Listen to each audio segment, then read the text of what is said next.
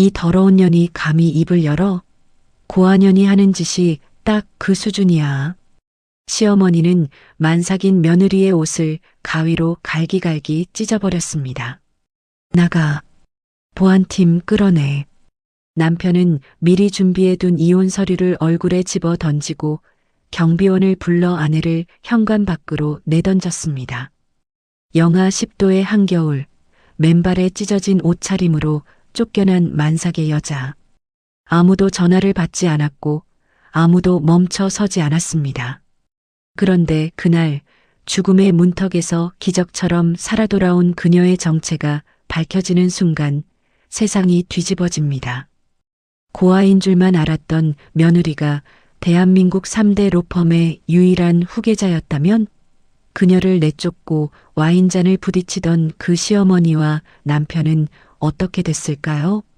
사연 시작하기 전에 구독과 좋아요 눌러주시고 지금 어디에서 듣고 계신지 댓글을 남겨주시면 그곳에 행운과 건강이 가득하길 바라겠습니다. 오늘의 사연 시작합니다. 겨울바람이 창문 틈 사이로 비집고 들어오던 밤이었습니다. 서울 강남의 고급 아파트 32층 거실 바닥 난방이 따뜻하게 올라오는 그 집에서 차가운 일이 벌어지고 있었죠. 만삭의 배를 두 손으로 감싸 쥔 지연이 침실에서 나왔습니다. 화장실을 다녀오려던 것뿐이었어요. 그런데 거실 테이블 위에 사진 수십 장이 흩뿌려져 있었습니다. 어두운 모텔 복도에서 낯선 남자와 나란히 걸어가는 여자의 뒷모습이었어요. 그 여자가 입고 있는 코트는 분명 지연의 것이었습니다. 이게 뭐야? 지연의 손끝이 가늘게 떨리기 시작했습니다. 사진 속 여자의 얼굴은 교묘하게 반쯤 가려져 있었지만 옷과 가방은 지연의 것과 똑같았어요. 그때 현관문이 벌컥 열렸습니다. 시어머니 명숙이 모피 코트 자락을 휘날리며 성큼성큼 들어섰습니다. 명숙의 뒤로 양복을 빳빳하게 차려입은 낯선 남자 하나가 따라 들어왔고 그 옆에는 심부름센터 김 실장이 능글맞은 웃음을 흘리며 서 있었습니다. 어머니, 이 사진들이 도대체 뭔? 명숙이 테이블을 손바닥으로 내리치며 지연의 말을 잘랐습니다.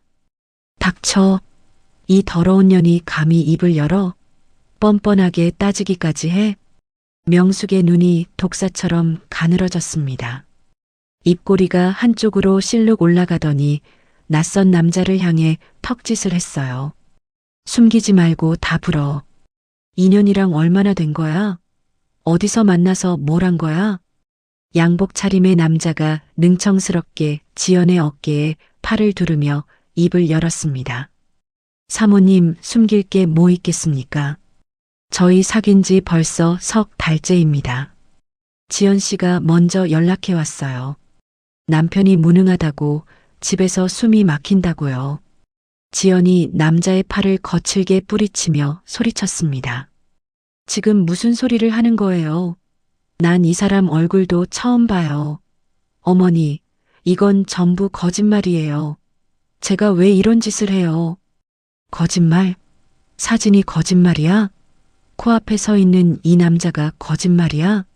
고아년이 하는 짓이 딱 그 수준이야. 명숙이 사진 뭉치를 움켜쥐고 지연의 얼굴 앞에 흔들었습니다. 배가 남산만 해가지고 딴 남자 방에 드나들어? 아이고, 그 뱃속에 들어있는 게 진짜 우리 민호 새끼긴 한 거야? 어머니, 그 말은 너무해요.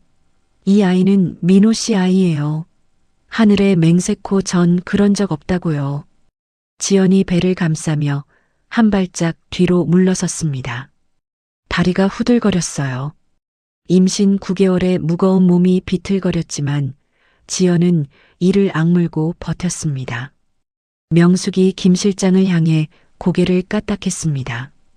김 실장, 모텔 CCTV 자료도 있지? 그럼요, 사모님. 날짜, 시간, 방 번호까지 전부 확보했습니다. 이거면 재판에서도 철벽이죠. 전부 조작이었습니다. 명숙이 석 달 전부터 심부름센터에 거액을 주고 기획한 각본이었어요. 지연과 체형이 비슷한 여자를 고용해 지연의 옷을 입히고 모텔 출입 장면을 찍은 것이죠. 그 사이 현관문이 다시 열렸습니다. 퇴근한 민호가 넥타이를 풀며 들어서다가 거실의 살벌한 분위기를 감지하고 멈춰 섰습니다. 엄마, 무슨 일이야? 왜 사람이 이렇게 많아? 명숙이 민호에게 달려가 아들의 양복 소매를 움켜잡았습니다. 민호야, 이것 좀 봐. 내 마누라가 배에 내 자식을 담고 딴 남자랑 모텔을 드나들었어. 엄마가 눈으로 직접 확인했다. 민호가 사진들을 하나하나 집어들었습니다. 눈이 시뻘겋게 충혈되고 관자놀이의 핏줄이 굵게 붉어졌어요. 민호 씨, 이건 아니야. 누가 꾸민 거라고. 사진 잘 봐봐. 얼굴이 제대로 안 나오잖아. 지연이 민호에게 다가가 소매를 잡으려 했습니다. 민호가 지연의 손을 거칠게 뿌리쳤어요. 손대지 마. 더럽게. 민호 씨, 나 좀 봐.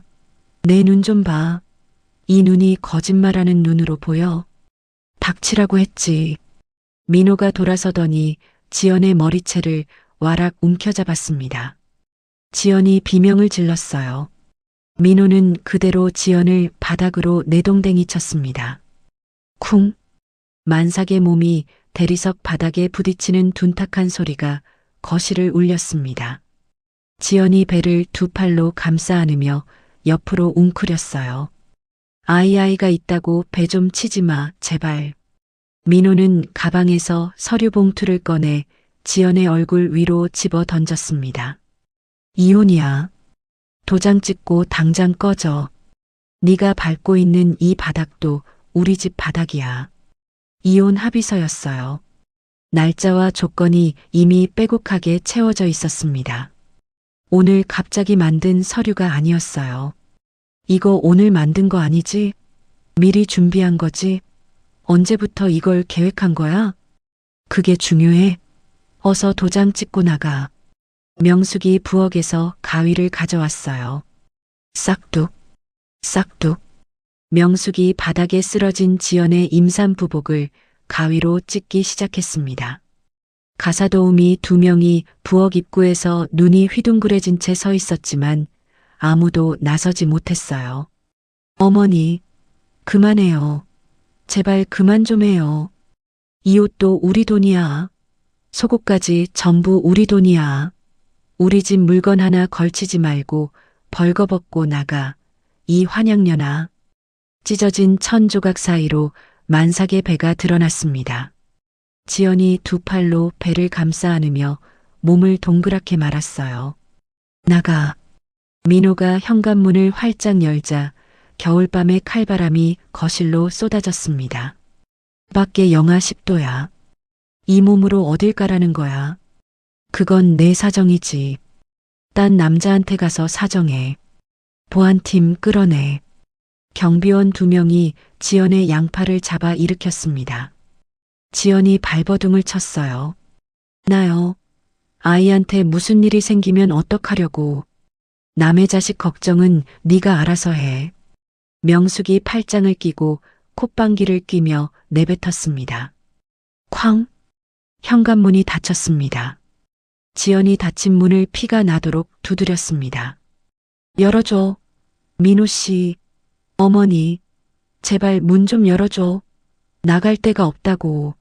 문 안쪽에서 와인잔이 부딪히는 소리만 새어나왔어요. 김 실장, 수고 많았어. 역시 돈값을 톡톡히 하는군. 사모님 안목이 정확하신 겁니다. 앞으로도 필요하시면 언제든 부르십시오. 아파트 단지 밖으로 밀려난 지연은 얼어붙은 아스팔트 위를 맨발로 걸었습니다. 쓰레기 집화장에서 주운 박스와 낡은 담요로 몸을 감쌌어요. 조금만 버텨. 엄마가 어떻게든 지켜줄게. 지연이 배를 어루만지며 중얼거렸습니다. 근처 공중전화 부스에서 보육원 동기 수진에게 전화를 걸었어요. 수진아, 나야. 지연이야. 시댁에서 쫓겨났어. 갈 데가 없어.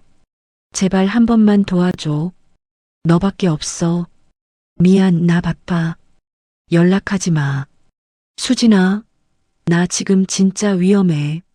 배가 아파오고 있다고. 딸깍. 수진은 이미 명숙에게 5천만 원을 받고 지연을 모른 척하기로 한 뒤였습니다. 민호에게도 수십 번 전화를 걸었지만 수신 차단 기계음만 반복됐어요. 그 시각 민호는 오하영과 강남의 고급바에서 양주잔을 기울이고 있었습니다. 아영 씨, 정리할 건 깔끔하게 정리했습니다. 우리 본격적으로 시작해 볼까요? 호호, 박 사장님 일 처리가 빠르시네. 기대할게요. 만삭의 아내를 한겨울밤에 내던진 사내의 얼굴에는 죄책감이 눈곱만큼도 없었습니다. 한편 공원 화장실 앞 벤치에 쓰러진 지연의 하복부에서 찢어질 듯한 통증이 밀려왔습니다. 영하 10도의 혹한과 극도의 스트레스가 조산을 부르고 있었어요. 양수가 터지고 검붉은 피가 콘크리트 바닥 위로 스며들었습니다. 인적이 끊긴 새벽의 공원이었습니다. 가로등 불빛만이 쓰러진 지연을 비추고 있었어요. 지연의 의식이 희미해져 갔습니다. 눈앞이 흐려지는 와중에도 지연은 두 팔로 배를 감싸 안았어요. 살려줘, 누구 없어요. 이 아이만은 제발. 지연의 입술이 파랗게 질려갔습니다. 소리 없는 절규가 하얀 입김이 되어 겨울밤 허공으로 흩어졌습니다.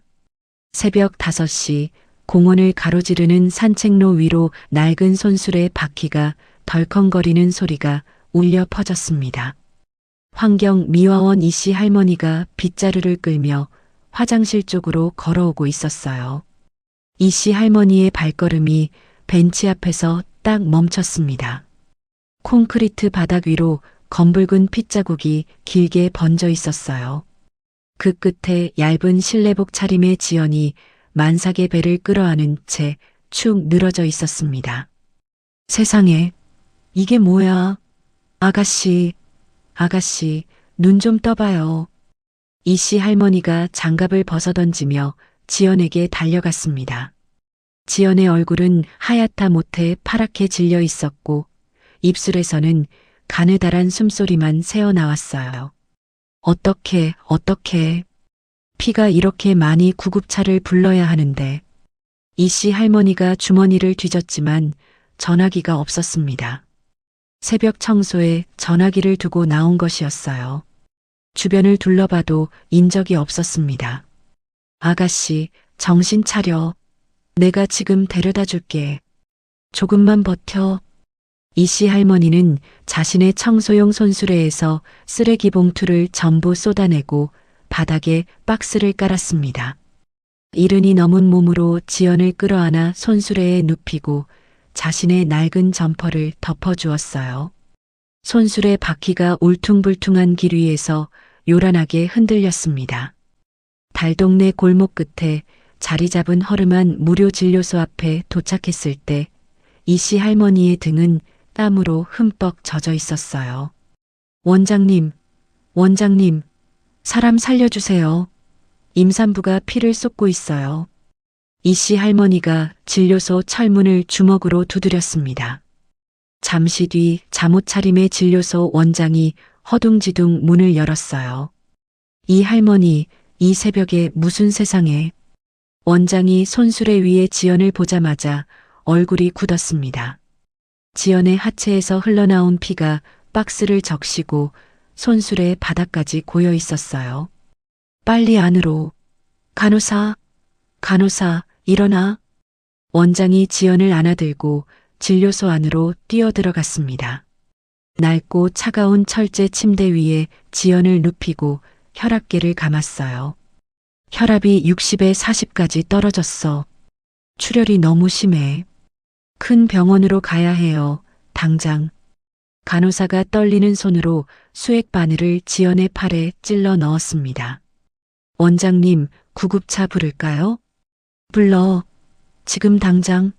여기선 손 쓸 수가 없어. 이씨 할머니가 원장의 소매를 잡아 끌었습니다. 원장님, 이 아가씨 보호자가 없어요. 맨발에 옷도 다 찢어져 있었다고요. 남편이란 놈한테 쫓겨난 것 같아요. 보호자가 없다고? 수술 동의서도 못 받겠네. 일단 남편 연락처를 찾아봐요. 이 씨 할머니가 지연의 찢어진 주머니를 뒤져 구겨진 명함 한 장을 꺼냈습니다. 민호의 회사 명함이었어요. 진료소 전화기로 번호를 눌렀지만 역시 수신 차단이었습니다. 이 할머니 직접 찾아가서라도 데려와요. 주소가 명함에 있잖아요. 지금 이 사람 큰 병원 못 가면 산모도 아기도 못 살려요. 이 씨 할머니가 고개를 끄덕이며 진료소를 뛰쳐나갔습니다. 그런데 이때 진료소 천장의 형광등이 깜빡거리더니 꺼져버렸어요. 낡은 건물의 두꺼비집이 노후화로 고장난 것이었습니다.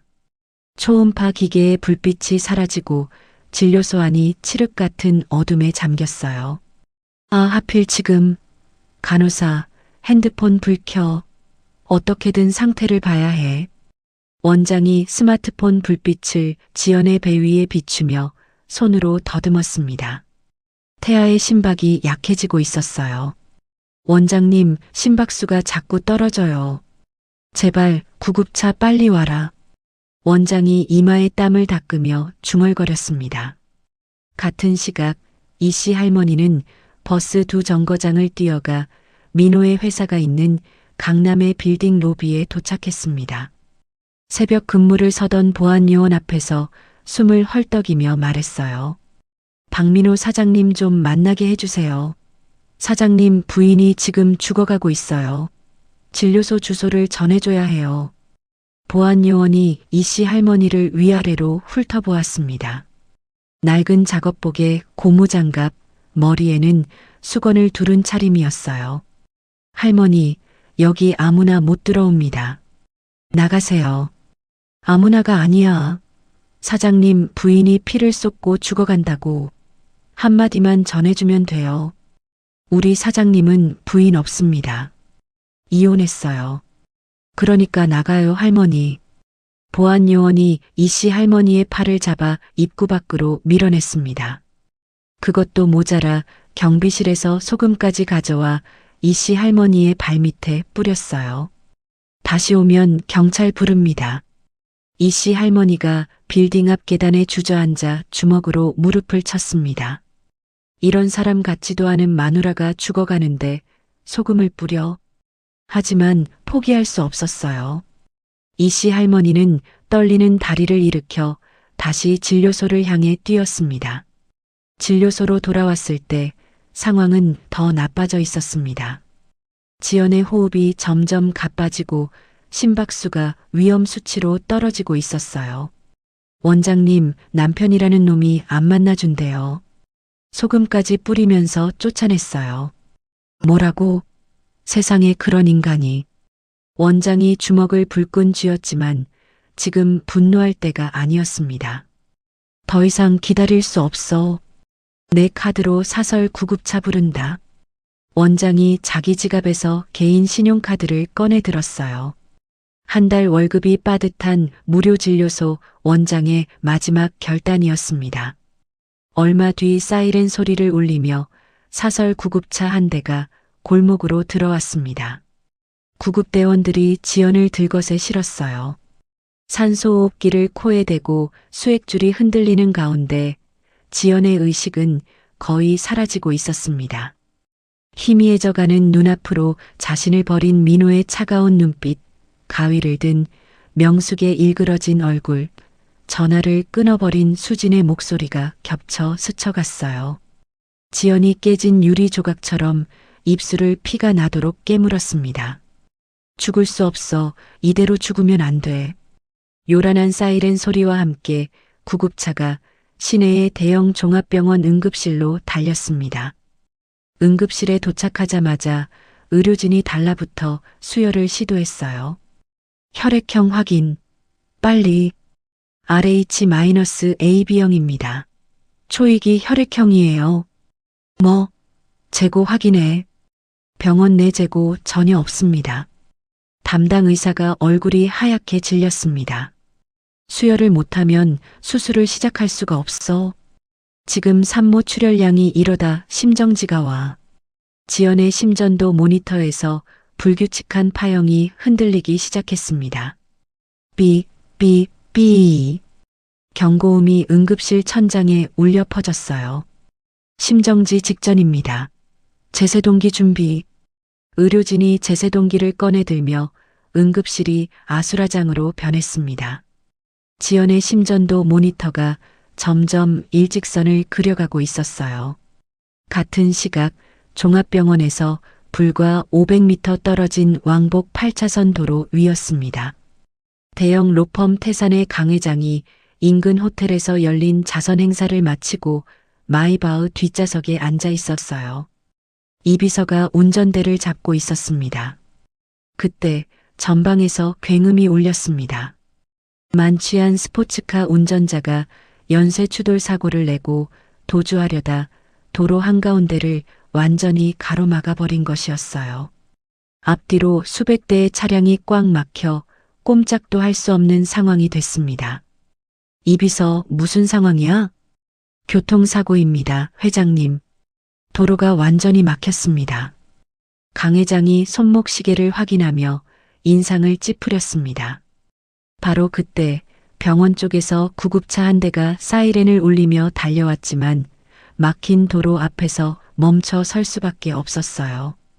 구급차 문이 벌컥 열리더니 피투성이 수술복 차림의 구급대원이 뛰어내렸습니다. 진료소 원장도 함께였어요. 두 사람이 도로에 정차된 차량들의 창문을 미친 듯이 두드리며 뛰어다녔습니다. 산모가 죽어갑니다. 혹시 RH-AB형 아닌지 확인해 주세요. 제발. 차량 안의 사람들은 고개를 절레절레 흔들거나 창문을 올려버렸어요. 구급대원이 강 회장의 마이바흐 앞까지 달려왔습니다. 창문을 두 주먹으로 두드리며 처절하게 소리쳤어요. 산모와 아이가 죽어갑니다. 혹시 RH-AB형 혈액형 아니십니까? 제발 도와주세요. 차 안에서 그 절규를 들은 강 회장의 눈이 크게 떠졌습니다. 강 회장이 이 비서의 어깨를 움켜잡았어요. 이 비서, 내가 바로 그 혈액형이야. 문 열어. 회장님, 안 됩니다. 신원도 모르는 사람에게 수혈을 하시겠다는 겁니까? 보안상 위험합니다. 사람이 죽어간다는데 보안이 문제야? 당장 문 열어. 강 회장이 직접 차 문을 밀고 내렸습니다. 경호원 2명이 황급히 뒤따랐어요. 안내해. 산모가 어디 있어? 구급대원이 강 회장의 손을 잡고 막힌 도로 사이를 뚫고 뛰었습니다. 강 회장은 65세의 나이가 무색하게 가로등 사이를 내달려 응급실 문을 밀고 들어갔어요. 내 혈액형이 RH-AB형이야. 당장 내 피를 뽑아서 저 산모를 살려. 담당 의사가 강 회장을 올려다봤습니다. 정말이십니까? 지금 혈액형 확인 검사를 먼저. 검사고 뭐고 시간이 없다며. 피를 뽑으라고. 강 회장이 소매를 걷어붙이며 옆에 침대에 털썩 앉았습니다. 간호사가 급하게 체열 바늘을 꽂았어요. 강 회장의 팔뚝에서 진한 붉은 피가 수혈팩으로 흘러 들어갔습니다. 한 팩, 두 팩.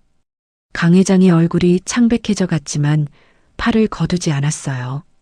더 필요하면 더 뽑아. 내 피가 마를 때까지 뽑으라고. 회장님, 이 이상은 위험합니다. 이 비서가 만류했지만 강 회장은 눈을 부라렸습니다. 저기 죽어가는 사람 앞에서 내 걱정을 하고 있어? 수혈팩 3개가 채워지고 나서야 의료진이 지연을 수술실로 옮겼습니다. 강 회장은 경호원의 부축을 받으며 복도의 의자에 앉아 팔에 지혈솜을 눌렀어요. 잠시 뒤 지연을 이송하던 간호사가 급하게 달리다 바닥에 무언가를 떨어뜨렸습니다. 지연의 찢어진 주머니에서 빠져나온 소지품이었어요.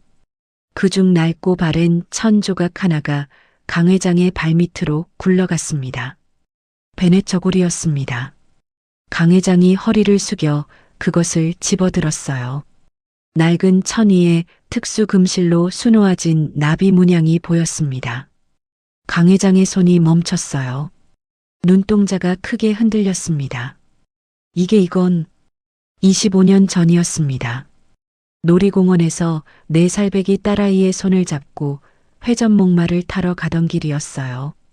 잠깐 눈을 돌린 사이 딸아이는 사라졌습니다.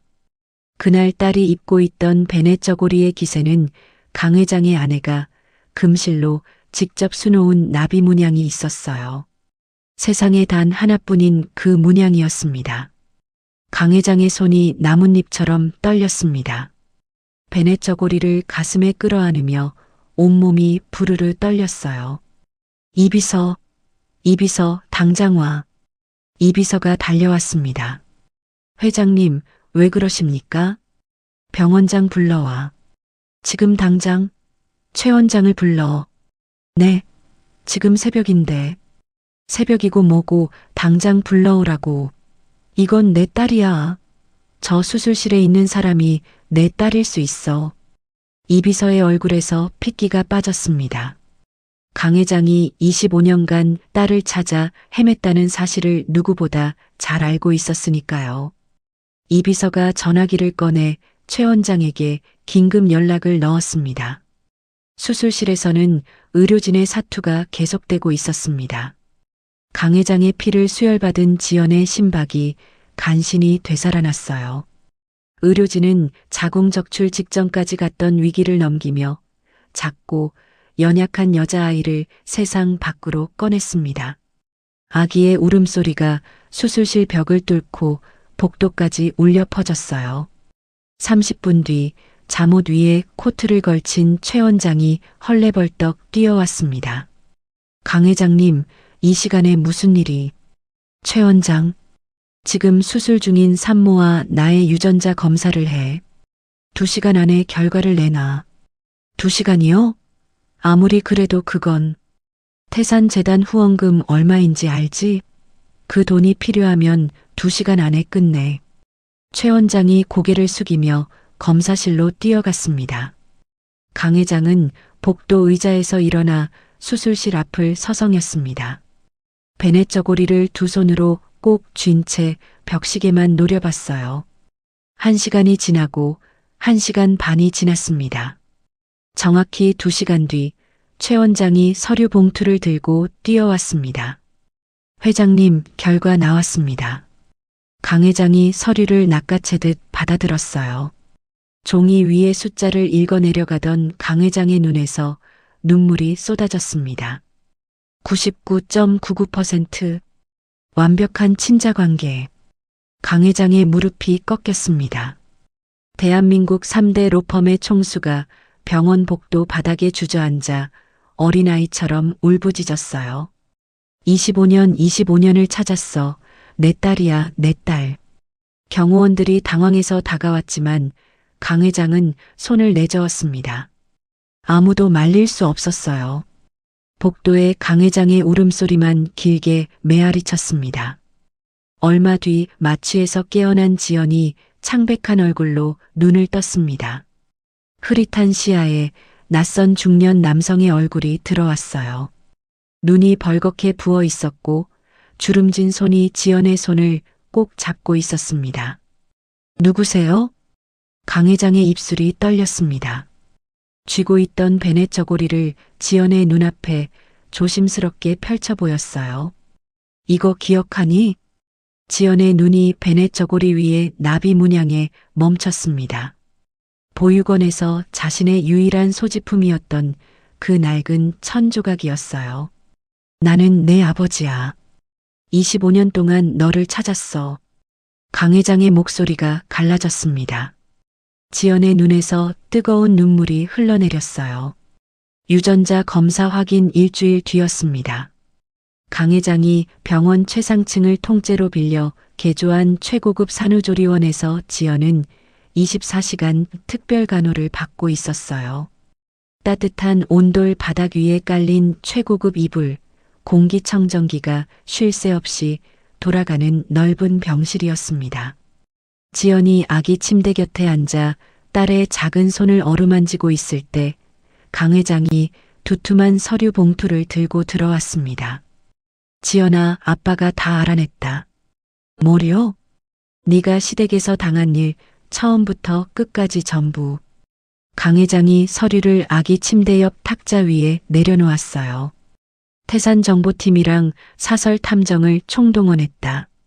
심부름센터 거래 내역, 명숙이가 수진이한테 보낸 입금 내역, 가짜 내연남, 고용 계약서까지 전부 확보했어. 지연이 서류를 펼쳐들었습니다.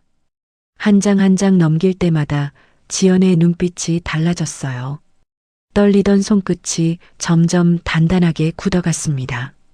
심부름센터에 입금된 3천만 원의 계좌 이체 내역, 수진에게 보낸 5천만 원의 입금 확인서, 가짜 내연남과 김 실장이 주고받은 문자 메시지 캡처. 이걸 보니까 어때? 지연이 서류를 탁자 위에 내려놓으며 입을 열었습니다. 아버지, 저 바보같이 당하기만 했어요.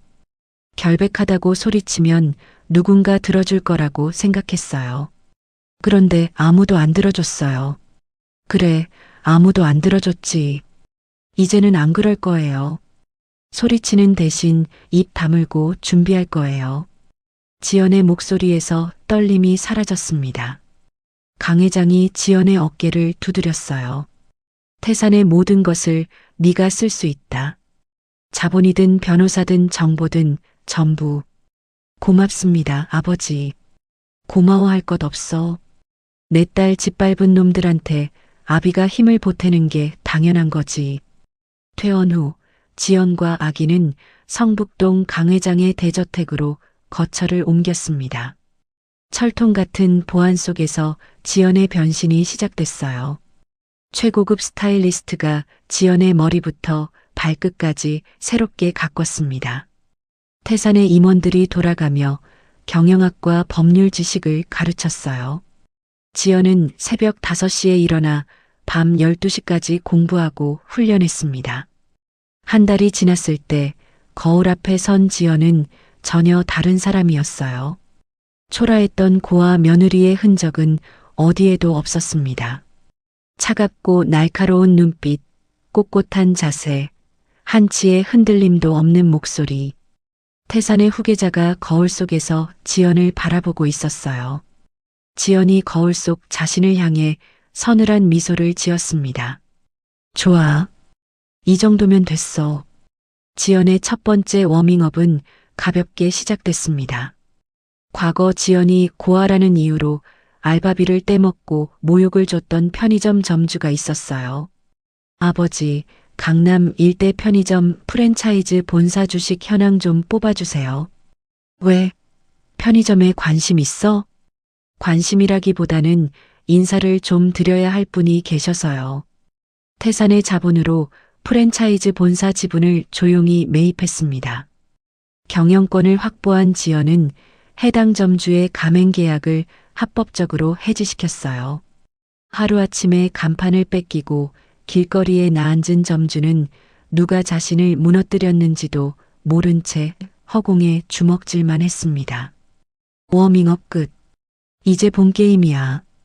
지연이 대저택 서재의 의자에 앉아 다리를 꼬며 중얼거렸어요.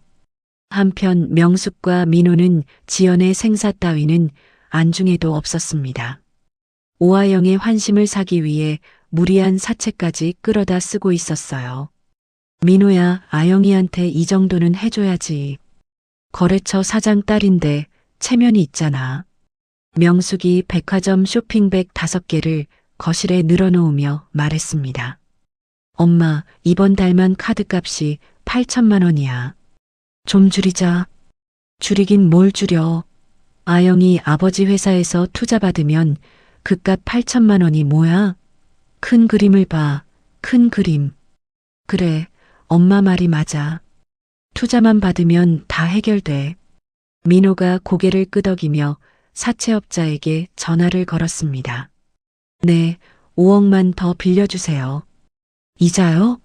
네, 월 사부 괜찮습니다. 두 사람은 매일 밤 호화 레스토랑에서 사치스러운 식사를 즐기며 스스로 파멸의 늪으로 걸어 들어가고 있었어요. 지연은 그 모든 것을 태산의 정보망으로 실시간 지켜보고 있었습니다. 이 비서, 민호가 끌어쓴 사채 현황 정리됐어요? 이 비서가 태블릿을 펼쳐 보였습니다. 총 12억 원입니다. 사채업자 3곳에서 월 사부 이자로 빌렸고 시중은행 대출까지 합치면 부채 총액이 30억을 넘습니다. 그 사채 채권 전부 사들여요. 태산 위장 계열사 명의로. 전부요?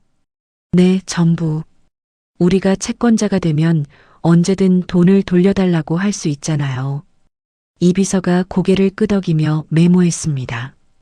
그리고 시중은행 대출도 손 좀 써주세요. 태산이 거래하는 은행이니까 필요할 때 바로 회수할 수 있게 서류만 준비해 두면 돼요. 알겠습니다. 법적으로 문제 없도록 완벽하게 세팅하겠습니다. 지연이 의자에서 일어나 창밖을 바라봤습니다. 성북동 대저택의 넓은 정원 너머로 서울의 야경이 펼쳐져 있었어요. 아직 버튼은 안 눌러요. 저 사람들이 가장 높은 곳에 올라갔을 때, 가장 화려한 자리에 서 있을 때 진실을 마주하게 해줄 거예요. 그 자리가 어디입니까? 태산 창립 기념일 파티요. 제 후계자 발표 무대. 정재계 인사들이 다 모이는 그 자리에서요. 지연이 서재의 금고를 열고 채권 양도 서류 뭉치를 넣었습니다. 금고 문이 묵직한 소리를 내며 닫혔어요. 지연이 금고 위에 손을 얹으며 나지막이 말했습니다. 그때까지만 기다려. 그때까지만. 지연의 눈빛이 서늘하게 빛났습니다. 태산그룹 창립 기념일 파티가 열리는 날 저녁이었습니다. 서울 최고급 특급 호텔 그랜드 볼룸 연회장에 정재계 핵심 인사들과 언론인들이 속속 모여들었어요. 거대한 크리스탈 샹들리에가 천장에서 수천 개의 빛을 쏟아내고 턱시도와 이브닝 드레스 차림의 하객들이 샴페인 잔을 기울이고 있었습니다. 강 회장이 단상 위로 올라가 마이크를 잡았습니다. 오늘 태산의 새로운 역사를 열 소식을 전하려 합니다. 제가 25년간 찾아 헤매던 태산을 이끌어갈 유일한 핏줄이자 후계자를 이 자리에서 정식으로 소개하겠습니다. 장내가 술렁거렸어요. 수백 개의 시선이 연회장 입구의 거대한 문으로 쏠렸습니다.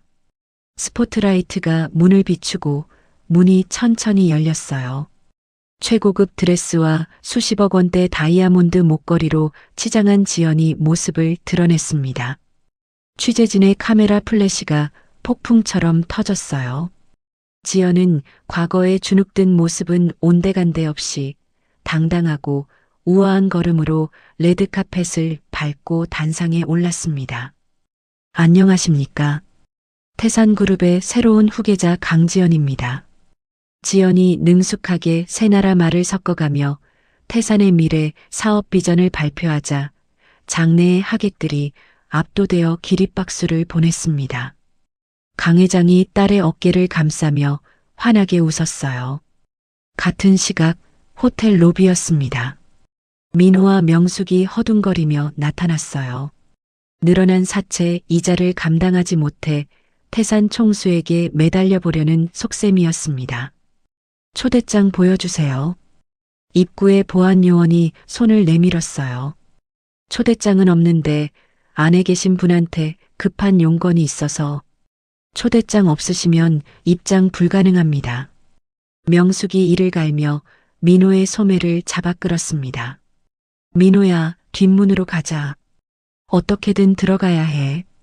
두 사람은 호텔 뒷문을 지키던 웨이터에게 명숙의 금팔찌를 쥐어주고 간신히 직원 통로를 통해 연회장 구석으로 들어갔어요. 땀에 젖은 얼굴로 숨을 고르며 연회장 안을 살폈습니다. 엄마, 저기 단상에 태산 후계자가 있어. 저 사람한테 접근하면. 민호의 말이 거기서 끊겼습니다. 무대 중앙에서 정재계 거물들과 샴페인 잔을 부딪히고 있는 여자의 얼굴이 눈에 들어왔어요. 저게 저 여자가 민호의 다리에서 힘이 빠졌습니다. 옆에 서 있던 명숙의 얼굴이 하얗게 질렸어요. 지연이? 지연이가 왜 저기에? 명숙이 자기 뺨을 세게 때렸습니다. 꿈이야? 헛것인 거지? 죽은 년이 왜 저기 서 있어? 엄마 죽은 게 아니었어. 살아있었어. 그것도 태산 후계자로. 민호의 바지 앞섭이 젖어갔습니다. 공포에 질려 다리가 풀린 민호가 직원용 카트 옆에 털썩 주저앉았어요. 아이고 어떡해. 어떡해 민호야. 우리가 내쫓은 며느리가 태산 회장 딸이었다고? 명숙의 숨이 가빠지기 시작했습니다. 모피코트 깃을 움켜쥐며 헉헉거렸어요. 그때 연회장 안쪽에서 와인잔을 든 오하영이 두 사람을 발견하고 성큼성큼 다가왔습니다. 오하영은 이미 태산 후계자의 정체가 민호의 전 아내라는 소문을 파티장에서 들은 뒤였어요. 박민호 씨. 오하영이 민호의 앞에 섰습니다.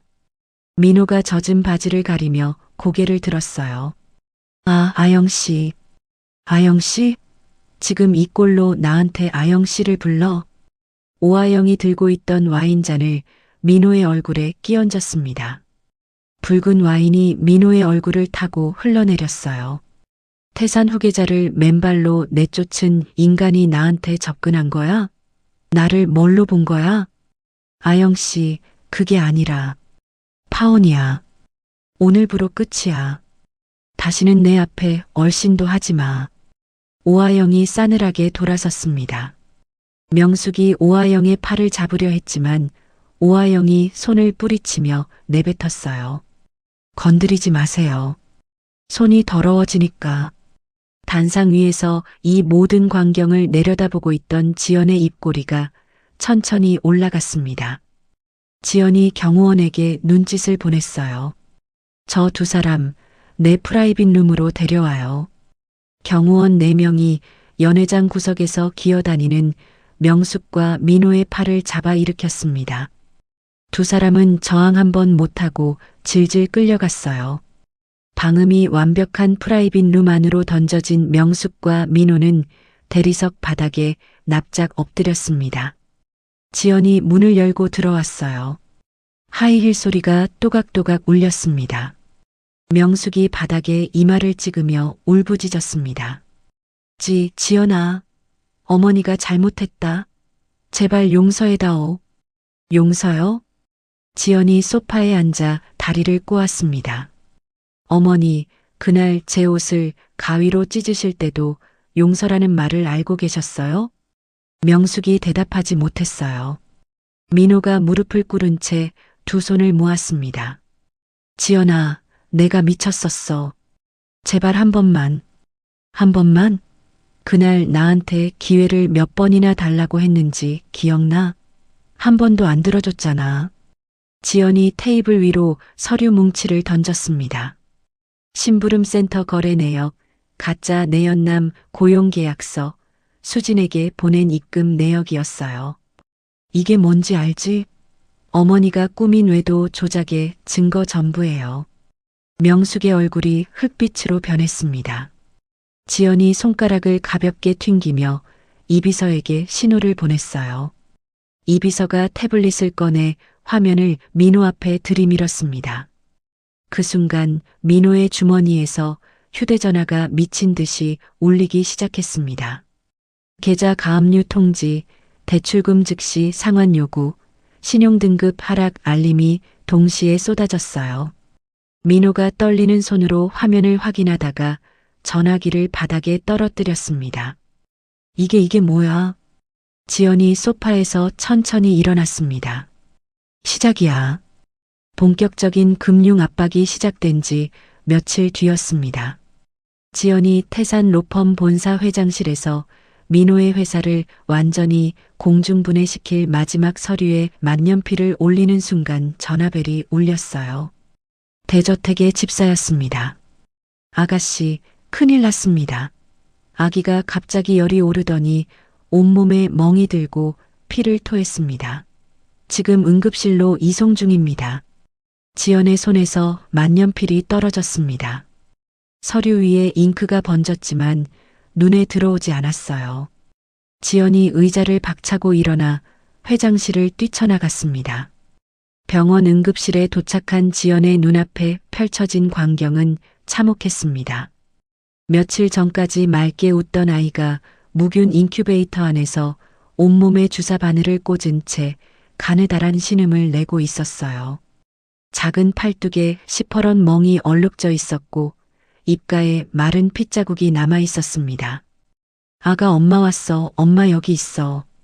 지연이 인큐베이터의 투명한 벽에 이마를 대고 속삭였습니다. 손가락이 유리 위를 긁었어요. 안에 있는 아이의 손을 잡을 수 없었습니다. 소아 전문의가 검사 결과지를 들고 다가왔습니다. 보호자분, 검사 결과가 나왔습니다. 말씀해 주세요. 희귀성 소아 급성 백혈병입니다.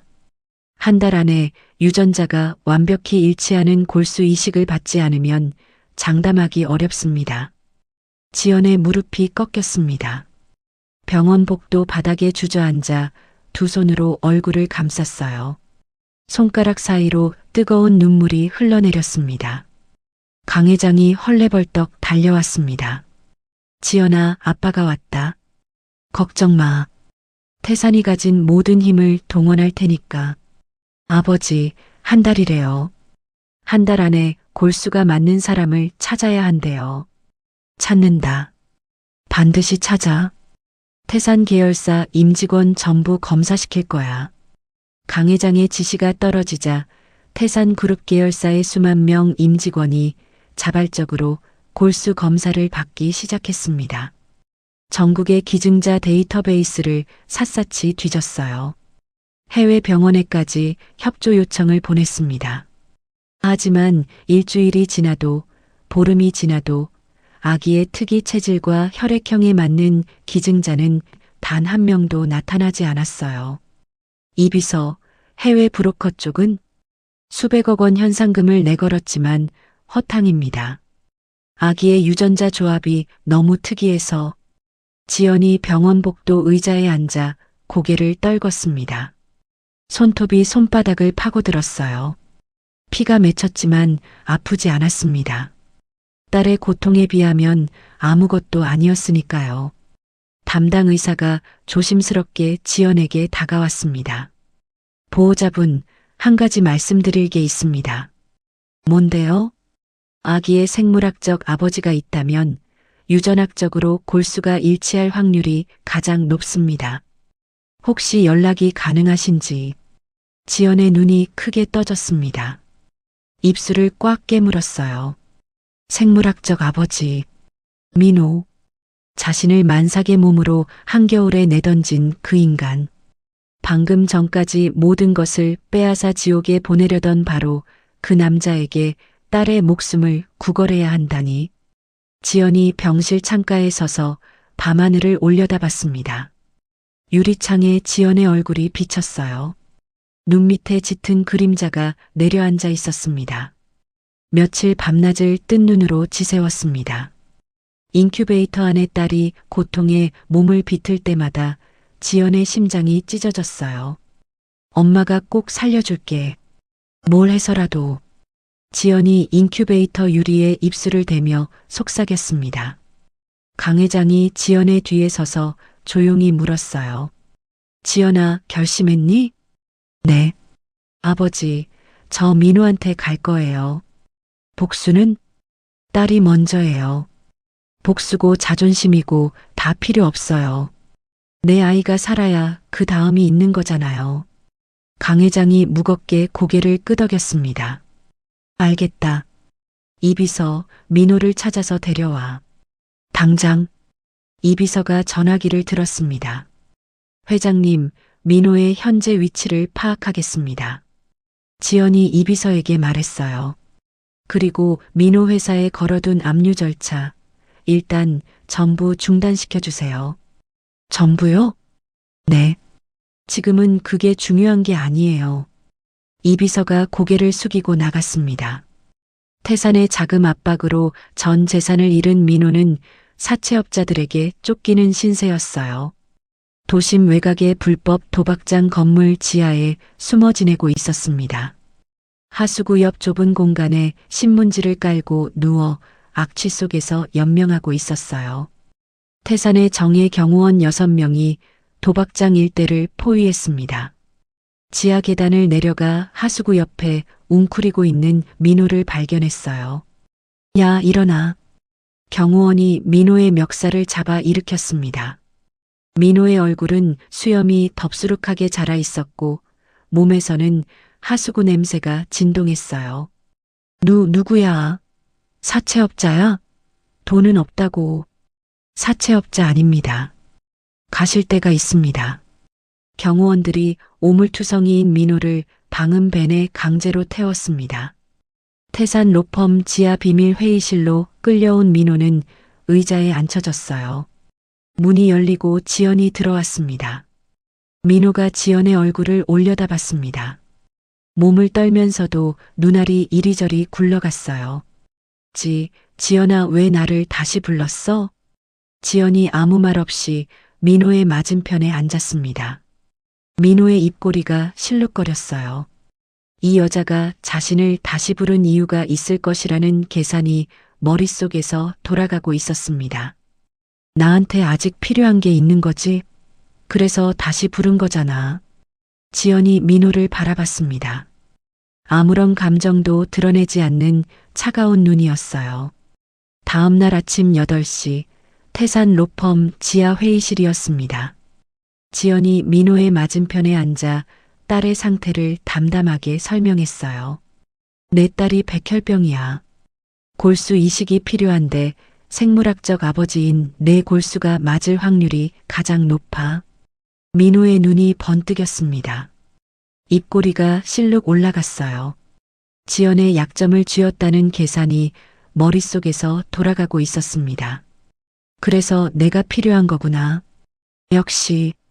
그때 회의실 문이 열리고 명숙이 들어왔습니다.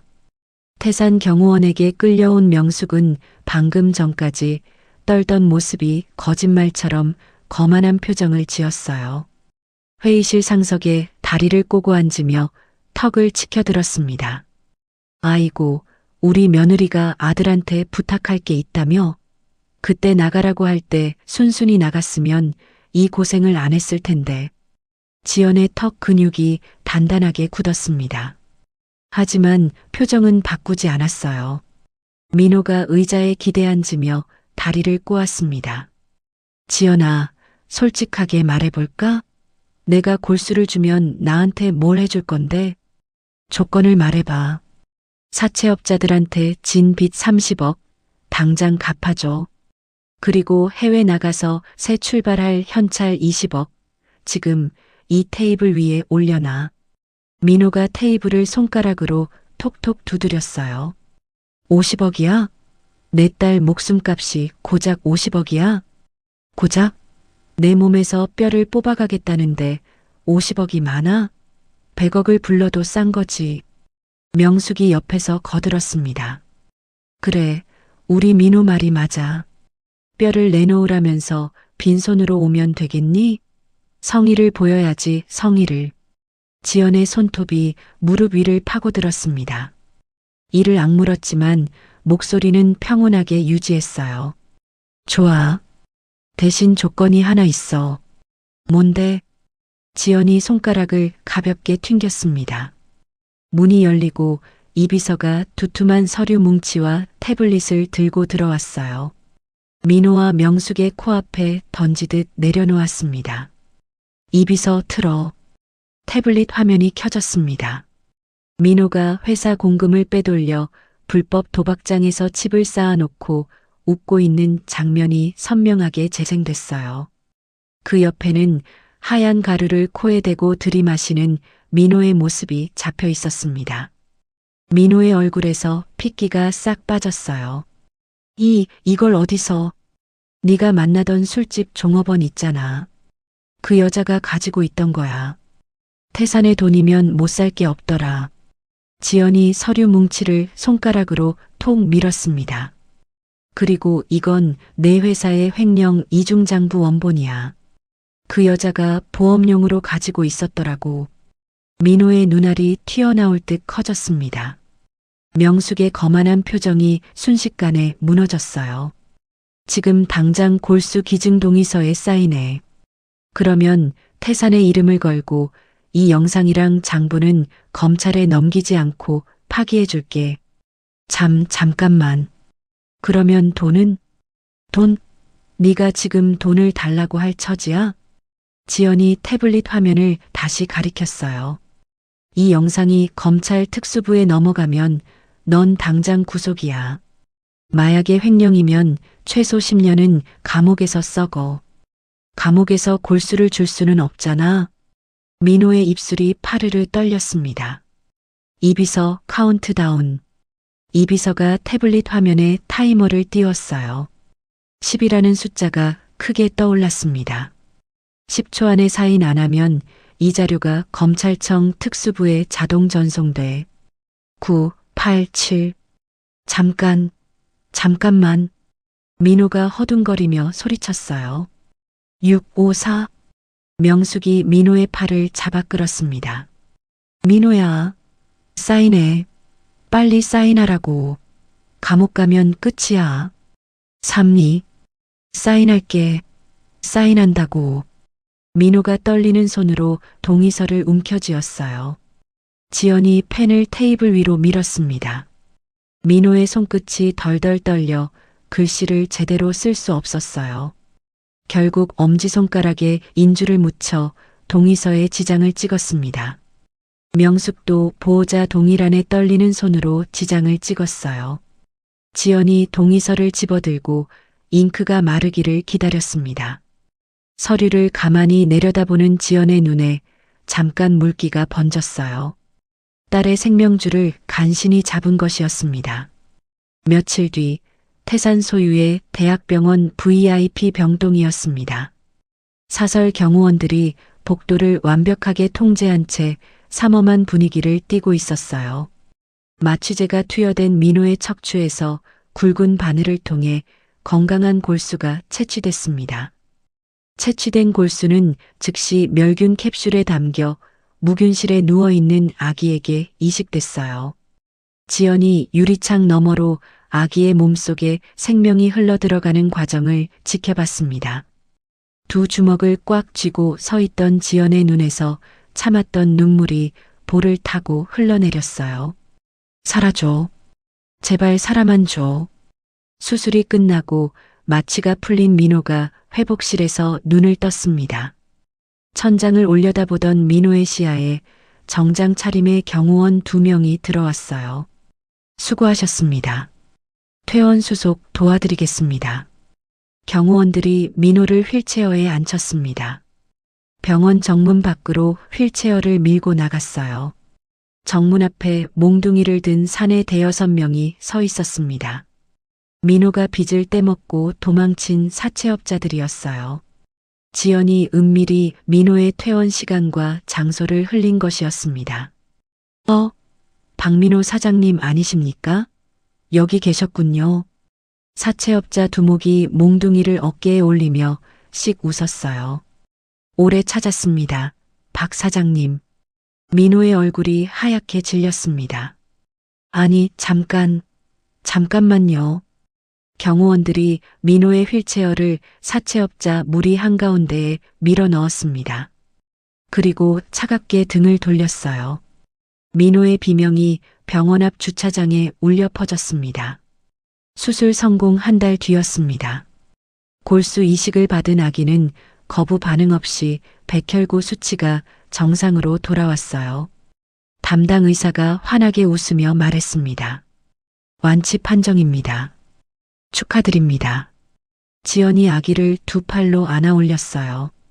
아기가 지연의 볼에 작은 손을 대며 방긋 웃었습니다. 지연의 눈에서 뜨거운 눈물이 흘러내렸어요. 우리 딸 정말 잘 버텼어. 엄마 딸 최고야. 퇴원하는 날 강 회장이 병원 로비에서 기다리고 있었습니다. 예쁜 옷을 입힌 아기를 본 강 회장의 입꼬리가 귀까지 올라갔어요. 우리 손녀, 할아버지 왔다. 강 회장이 아기를 조심스럽게 안아들었습니다. 세 사람은 병원 정문을 나서며 환하게 웃었어요. 대저택으로 돌아온 지연은 서재의 금고를 열었습니다. 채권 서류 뭉치와 새로운 고소장 서류가 빼곡하게 들어 있었어요. 지연이 서류를 하나하나 꺼내 탁자 위에 펼쳤습니다. 이 비서, 네 아가씨, 이제 시작해요. 이 비서가 고개를 숙였습니다. 어떤 것부터 실행할까요? 민호한테 약속한 대로 마약 영상이랑 횡령 장부는 파기해요. 약속은 약속이니까. 알겠습니다. 그러면 민호에 대한 건 걱정 마세요. 태산 변호인단이 새로 파헤친 게 있잖아요. 지연이 고소장을 집어들었어요. 민호가 위장 회사를 만들어 해외로 빼돌린 수백억 원대 탈세 내역이 적혀 있었습니다. 거기에 조작된 불륜 사건과 만삭 임산부 강제 추방에 대한 고소 내용까지 빼곡했어요. 약속한 증거만 안 넘기면 되는 거잖아요. 새로운 증거로 새로운 죄목을 묻는 건 약속 위반이 아니에요. 이 비서가 감탄한 듯 고개를 끄덕였습니다. 완벽합니다. 오늘 중으로 검찰청이랑 국세청에 동시에 접수해 주세요. 그날 오후 경찰과 국세청 직원들이 동시에 움직였습니다. 민호의 사무실 문이 부서지듯 열렸어요. 서류함을 뒤지고 컴퓨터를 압수하고 금고를 열었습니다. 같은 시각 명숙의 고급 아파트에도 국세청 직원들이 들이닥쳤어요. 붉은색 압류 딱지가 거실 소파에, 안방 장롱에, 부엌 냉장고에, 숟가락 하나에까지 빼곡하게 붙었습니다. 이게 뭐야? 이게 무슨 짓이야? 명숙이 악을 썼지만 직원들은 아랑곳하지 않았어요. 명숙이 평생 자랑으로 여기던 다이아몬드 목걸이와 앤틱 가구들이 하나하나 경매 목록에 올랐습니다. 민호는 미랑 브로커를 통해 해외로 도주하려 했어요. 인천항 부두의 컨테이너 사이를 숨어 다니며 배를 기다리고 있었습니다. 박민호 씨 맞지요? 어둠 속에서 목소리가 울렸습니다. 잠복 중이던 형사 4명이 컨테이너 뒤에서 나타났어요. 도망치지 마시고 순순히 따라와 주십시오. 민호가 몸을 돌려 달아나려 했지만 형사 2명이 민호의 팔을 비틀어 아스팔트 바닥에 엎드리게 했습니다. 찰칵! 수갑이 채워지는 소리가 부두에 울렸어요. 민호의 뺨이 차가운 바닥에 눌린 채 눈물과 콧물이 뒤섞여 흘러내렸습니다. 몇 달 뒤 대법원 법정이었습니다. 피고인석에 선 민호는 수척한 얼굴로 고개를 떨궜어요. 지연 측이 제출한 증거들 앞에서 민호는 어떤 변명도 하지 못했습니다. 피고인 박민호에게 징역 15년을 선고합니다. 재판장의 목소리가 법정에 울려 퍼졌어요. 방청석에서 명숙의 울부짖는 소리가 터져나왔습니다. 15년. 아이고, 내 아들. 15년이라니. 하지만 아무도 명숙을 거들떠보지 않았어요. 교도소로 이감된 민호는 첫날부터 지옥을 맛봤습니다. 같은 감방에 배정된 수감자들의 얼굴을 본 민호의 눈이 커졌어요. 과거 자신이 하청대금을 떼먹고 고액 부도를 내서 파산시켰던 업체 사장들이었습니다. 박 사장님. 여기서 만나네요. 험악한 웃음이 민호를 둘러쌌습니다. 모든 재산을 압류당한 명숙은 당장 잠잘 곳조차 없는 무일푼이 됐어요. 오하영 집안에서 거액의 위자료 소송까지 당했습니다. 이웃들은 손가락질하며 희대의 사기꾼이라고 수군거렸어요. 자신이 지연을 맨발로 내쫓았던 바로 그 혹한의 겨울이 돌아왔습니다. 명숙이 낡은 보따리 하나를 끌고 아파트 단지를 나서는 모습은 1년 전 지연의 모습과 닮아 있었어요. 노숙자 무료 급식소에서 줄을 서던 명숙이 새치기를 하다가 다른 노숙자들과 몸싸움이 벌어졌습니다. 바닥에 나뒹굴던 명숙을 경찰이 끌어내 지구대로 데려갔어요. 이름이요? 최명숙. 명숙이 벌벌 떨며 대답했습니다. 지구대 벽에 걸린 텔레비전에서 저녁 뉴스가 흘러나왔어요. 앵커의 밝은 목소리가 대기실을 채웠습니다. 태산그룹의 강지연 대표가 미혼모와 소외 아동, 노숙자들의 자립을 돕는 수백억 원 규모의 자선재단을 출범했습니다. 화면 속 지연이 환하게 웃으며 사업 계획을 발표하고 있었어요. 언론과 대중의 박수갈채가 쏟아졌습니다. 명숙이 텔레비전 화면을 올려다봤습니다. 눈에서 눈물이 흘러내렸지만 닦아줄 사람은 아무도 없었어요. 따뜻한 봄바람이 부는 어느 날이었습니다. 성북동 대저택의 넓은 정원에 벚꽃잎이 흩날렸어요.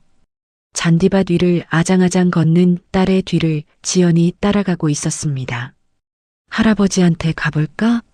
할아버지가 기다리고 있어. 아이가 정원 벤치에 앉아 있는 강 회장을 향해 두 팔을 벌리며 뒤뚱뒤뚱 걸어갔어요. 강 회장이 두 팔을 활짝 벌려 손녀를 품에 안았습니다. 우리 이쁜이 할아버지한테 왔어? 지연이 그 모습을 바라보며 미소 지었어요. 벚꽃잎 하나가 지연의 어깨 위에 내려앉았습니다. 바람에 실려온 꽃향기가 정원을 가득 채웠습니다. 지연은 딸과 아버지의 웃음소리를 들으며 눈을 감았어요. 비로소 찾은 가족의 울타리 안에서 지연의 얼굴 위로 완벽하고 평온한 미소가 번져갔습니다.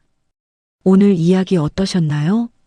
만삭의 몸으로 한겨울 길거리에 내던져졌던 지연은 끝내 살아남아 자신과 딸을 지켜냈습니다. 고아라는 이유로 사람 취급도 받지 못했던 며느리가 대한민국 최고 로펌의 후계자로 돌아왔을 때 그녀를 짓밟았던 사람들은 스스로 판 무덤에 빠지고 말았죠. 이 이야기에서 가장 마음에 남는 장면은 지연이 복수를 멈추는 순간이었습니다. 철천지원수에게 무릎을 꿇고 딸의 생명을 구한 어머니의 선택. 자존심보다 아이를 먼저 택한 그 결단이야말로 진짜 강한 사람의 모습이 아닐까 싶습니다. 세상이 아무리 등을 돌려도 끝까지 포기하지 않으면 반드시 길이 열린다는 것을 지연이 보여주었습니다. 누군가 나를 함부로 대할 때 무너지지 않고 버티는 힘은 결국 나 자신과 내가 지켜야 할 사람들에게서 나오는 것이니까요. 여러분도 혹시 힘든 일을 겪고 계시다면 오늘 이 이야기가 작은 위로가 되셨으면 좋겠습니다. 오늘 이야기가 마음에 드셨다면 구독과 좋아요 한 번씩만 눌러주세요. 그리고 댓글로 오늘 이야기 중 가장 통쾌했던 장면을 남겨주시면 여러분의 하루에도 좋은 일만 가득하길 진심으로 응원하겠습니다. 다음 이야기에서 또 만나요. 항상 건강하시고 행복하세요.